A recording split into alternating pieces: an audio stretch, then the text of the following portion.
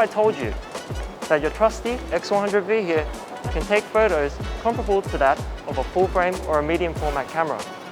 With a little bit of effort, we can make that happen. Today, we're going to learn about the Brenizer method. Let's go. The Brenizer method was conceived by a fellow named Ryan Brenizer. The concept of this method is very similar to that of the panorama mode, where the camera takes a succession of images of a scene and stitches them all together to create a bigger picture, but taking it a step further by adding shallow depth of field to the equation. This is pretty hard to explain with words, so I will just demonstrate it to you. Alright, so notice this cup of coffee here. If I simply take a close-up image of this coffee cup with a low aperture value, you'll get something like this.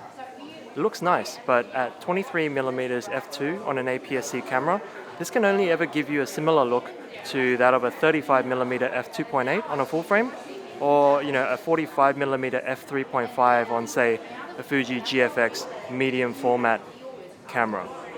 But if we take that single frame and we see that as the center grid on a 3x3 image, once we fill in the other grid spaces, we can effectively end up with an image like this. We've essentially changed the look of this image by making it seem like there is a lot more bokeh or out of focus element in the frame. This look is usually impossible to achieve on APS-C cameras, which is why this Brenizer method is so awesome. It can give us that large sensor shallow depth of field look without having to pay the premium. So in order to do the Brenizer method, there's a few essential things that you'll need. First of all, you need a camera and a lens. I've got the X100V with a 35mm f2 lens, but ideally you'd want to go for something more telephoto, like a 50mm or an 85mm equivalent, preferably with a lower aperture value, like f1.4 or f1.8. You also need to have access to an image editing software which supports image stitching. Now, I personally use and recommend Adobe Photoshop, but I'm sure there are other image editing softwares out there that can probably do the exact same thing. So use whatever you're comfortable with. Other quality of life options are having a camera with IBIS would help greatly, and also using a tripod. So the settings that you need to pay attention to are aperture, shutter speed, ISO, and white balance. For the Brenizer method, you want to make sure that your aperture is obviously as low as possible. You want to make sure that your ISO is fixed, and you want to make sure that your shutter speed is high enough so that if you're shooting handheld, you won't get any blurry images.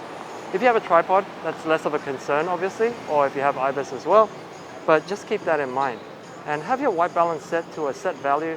I'm currently set to daylight, so it should be fine, and show you guys an example right now. First, we will find a scene, plan out what you would like the subject of the scene to be, and base your composition point from there. Acquire focus manually, and once you have a good frame, take the shot, but keep the camera at that position. Keep the exposure meter at a consistent value and shoot the frames surrounding the subject. It is important to only rotate the camera from its original position and not to pivot the camera in any direction. When taking photos of surrounding frames, make sure to include some parts of the subject in each of the adjacent frames so that the image editing software can easily identify how it needs to stitch together the image. I like to work with a 3x3 image, but you can take as many as you would like. The only problem with taking a lot of images is simply that it can be extremely taxing for the computer to stitch together many images. Once you've got all the frames captured, we can now take these images and move them to Photoshop. Let's go home! Now that we are on the computer, let's merge together a series of images we captured. Now, depending on what focal length you used, the result may require some tweaking after the merging process is complete. The reason why it is recommended to shoot with a more telephoto focal length is to avoid any sort of distortion, as you will see soon in this example. So I have Photoshop opened up, and in the menu bar we are going to select File and make our way down to Automate, which will present us with a few options. We want to select the Photo Merge option. Now a window will pop up on the left panel and you'll find various methods of merging. Next to that is where we can browse and select our images that we want to merge together, and underneath are a few more options that we can play around with. Let's select Browse, and we'll navigate to the folder that contains the set of images we want to merge.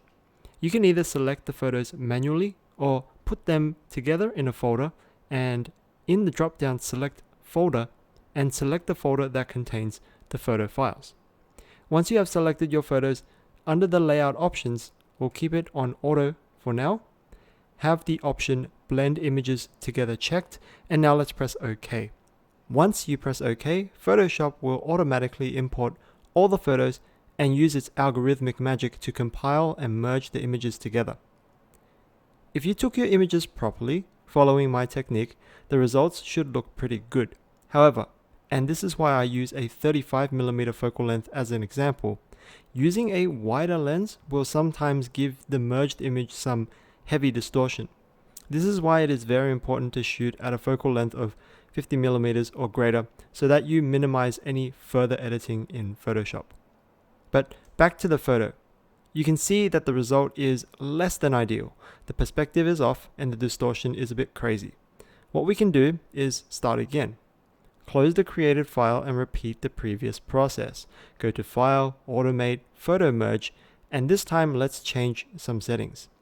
Instead of Auto, let's select Cylindrical, and let's also check Geometric Distortion Correction. And the result is a much more pleasing image where things look pretty good. At this point, I would use the crop tool, select my desired aspect ratio, and crop the image so that none of the transparent background is showing. Now you could easily end it here and save it out as a JPEG file, or keep it as a Photoshop file for future editing. But if you want to continue tweaking this result, here's what you do.